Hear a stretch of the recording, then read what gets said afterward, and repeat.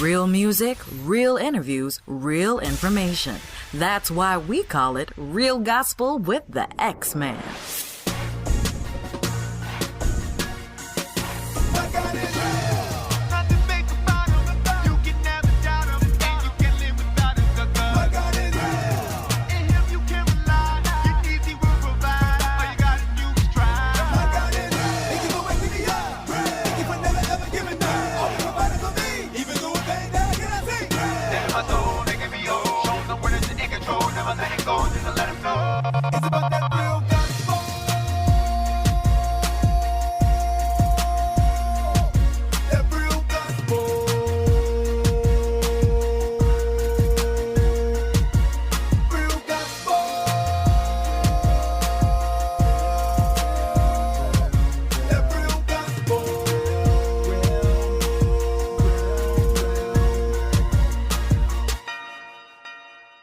Bring it back, hey!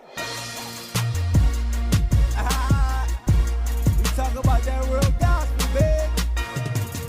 About a real God. Yeah! Vanessa Bell Armstrong is truly one of the greats when it comes to gospel music. It's been a while since he's been on the show. This is her latest. It's called Today. And after this song, I'll speak with Vanessa Bell Armstrong in a live interview. This is Real Gospel. Let's go!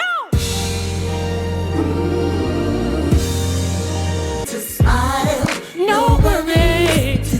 Real Gospel is the place where God gets the glory and artists tell their stories. I am honored to have a true gospel legend with us on today. The one, the only, Vanessa Bell Armstrong. Welcome back to Real Gospel. It has been maybe over 10 years since I've had you on the program, so there is no way in the world you're going to remember me. So I'm not even going to say, hey, do you remember? But welcome back. It's been a minute. Yeah, it's been a while, huh? Yes. But thank you for having me. Thank you for being here. And there are a slither of people out there who don't know anything about you because they just found Christ on yesterday. They're new to gospel music. They're new to just church us. So just for their sake, if you would just take a second to tell them a little bit about yourself, where you're from, how you grew up, and how you first fell in love with Jesus, even though we already know that you're a gospel legend. Oh my God! Yeah, well, I'll tell you what. It just started when I was in my mother's stomach. She had a vision, a dream. God showed her that I was going to be a little girl and I was going to be able to sing, and that my dad was going to become a minister. And he was standing in a bright light, and me and her was in a dark pit. And she said, "Lord, how can me and my daughter come out of this darkness?" And he said, "Promise me the little one will follow in his footsteps," which meant ministry.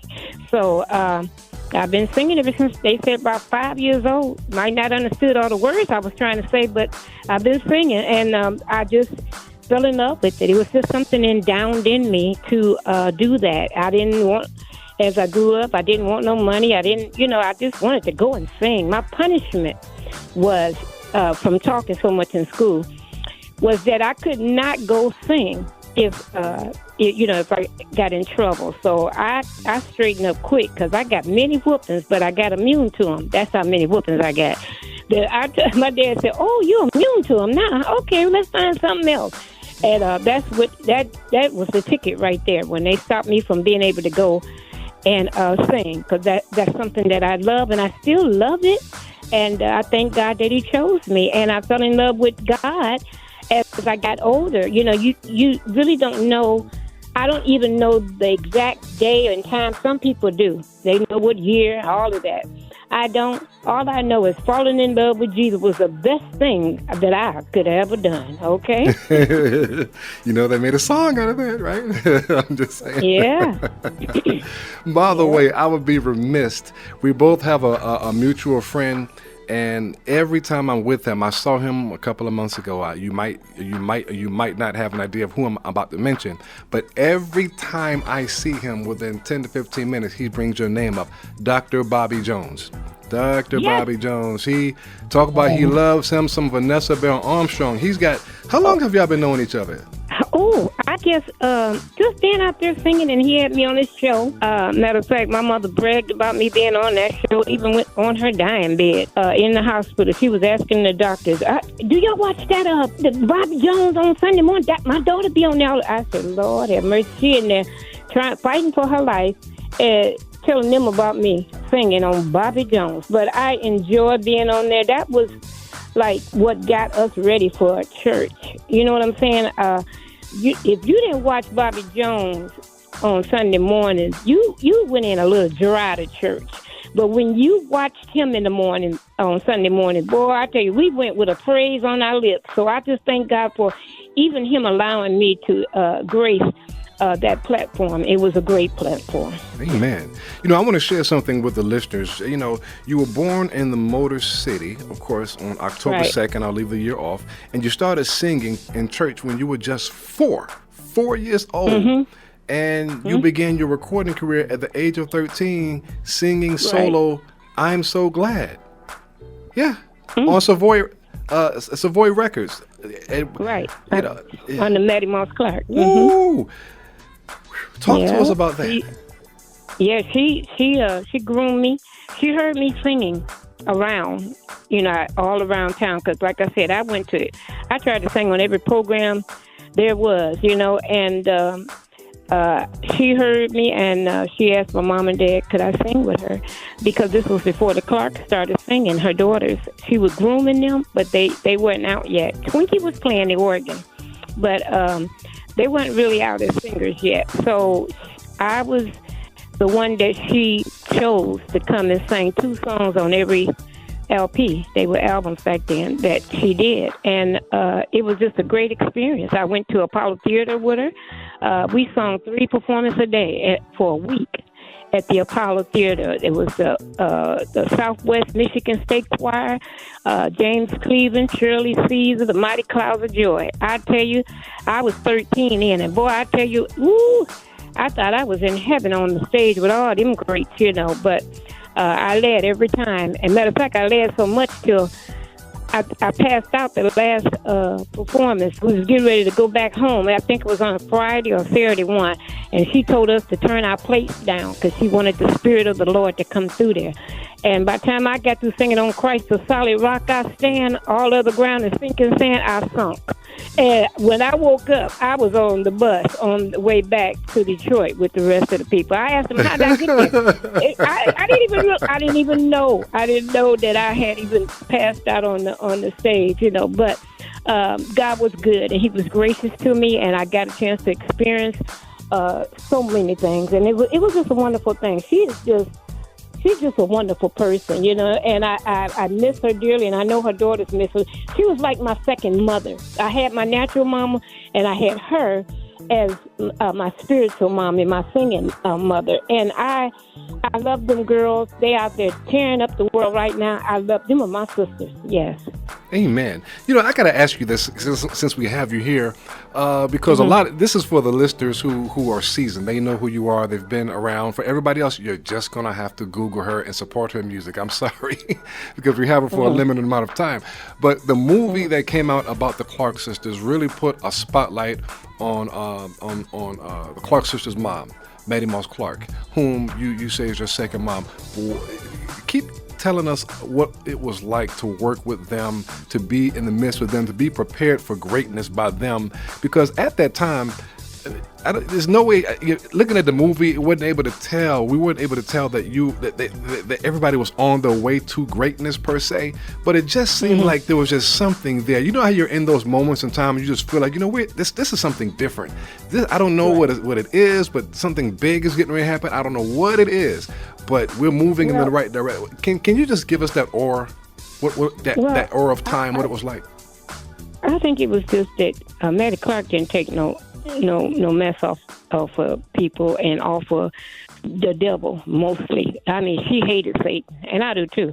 But she showed him that she wasn't playing. I mean, that lady, first of all, if you not singing, I was trying to save my voice all the time till I got ready to record, because we recorded live at Dietrich Hatton's father's church in Detroit.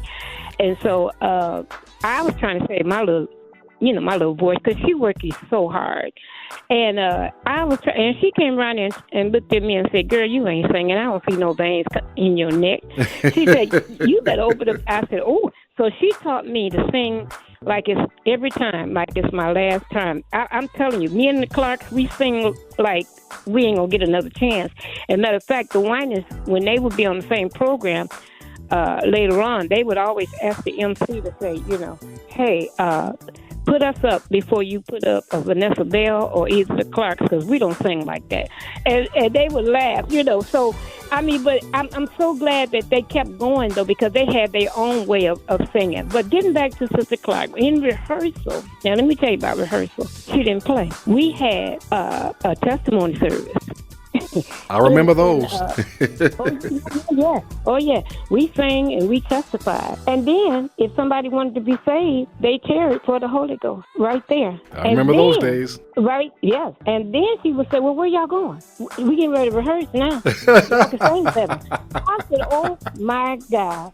So I don't know any other place that I've been or other choirs that we had show enough revival almost before we even start to rehearse for the songs that she was getting ready to teach us. And she didn't play when it came to teaching. I know you heard about how she throw her shoe. She would throw them at Twinkie. She would throw them at... Oh, she would get mad. She called me a liar all the time because...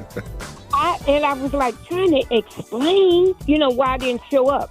This was later on when I was grown, and because I was still singing with her choir on and off. And I had a flat tire. I was driving there, and I was on. This is before we had them cell phones and stuff. So I had to, on the rough side of town on Warren Avenue, I had to get out and go to a phone booth and call my husband to send somebody to come get me. So I did not make it to rehearsal. And it was a big event that she was having. And so I didn't go. And I said, "Sister Clark, you lie. Where was you?" I said, "Uh-oh." So I cried and I walked away. But the more she fussed at me, the more I loved her, because I respected.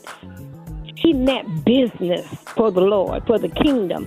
She wasn't playing. And that's why I love her so much, and I miss her. And when they asked me to sing at her homegoing, oh my God, I couldn't believe that they was asking me to sing her hit, "Salvation is Free." And I had two other members that were standing on the side of me, just in case I couldn't make it through, because they knew how much I loved her. But I made it through that song. And the Clarks, they didn't want to sing. They sat down in front. They the one that asked them to ask me to sing that song, So I thought that was such an honor and a pleasure to. But I didn't like the time that I had to sing it. I was wishing that I could sing it for her and she was alive. But she went on. She did what she was supposed to do. And now she's gone. And but I love them girls. I still love them. Matter of fact, when we see each other here, we just hug and kiss. Because a lot of times they tried to put up a kind of wall between us. Every when I used to go out, they used to ask, who started doing the runs? I said, "Oh Lord, here we go." I said, well, I started singing. And I just told them when. And when I started singing with their mom, like I told you, and I said, so do the math. So, because I wasn't going to get in it, because I knew that they probably would be upset with me if I said anything wrong. So I tried to shy away from that, So, but it doesn't matter anyway, because they got it now and they gone. They just took it to, I feel even like Kim Burrell, Smokey Norfolk. Come on now. All these people, they talking about they listen to me and that's how they started running. Well, I told them to run on, because y'all done got it and gone and got another dimension of it and just gone, So, but I just thank God that I was inspirational for the up and coming, for whatever I did. Oh yeah, you did a lot. Speaking of which, you're still doing it. So let's transition to still doing it, which means today, because today you have a new song called Today. Yes, I do, and I thank God. I thought I was through. I really was preparing. Like I said, I had 5 children. I got one is gone. My son is gone, but 4 girls, and I got 14 grandkids. So, and they can all sing. So I was just going to try to maybe see, well, maybe I'm just going to impart into them. But the prophecy just kept coming that I wasn't through yet, and that I had another round that was going to be bigger than the first. And I was like, oh, my God, what? But, I mean, I don't doubt God. I know what he can do. So I just trust him, and I'm just, Donna Lawrence called and said, all you need is one song. One song. Vanessa, hold it right there. We got to take a quick break. We're going to pick up on the other side of this break with Donna Lawrence. I want you all to stay right there. I've got the one and only gospel legend herself, Vanessa Bell Armstrong, with us on Real Gospel. We will be right back. You're listening to Real Gospel with the X-Man.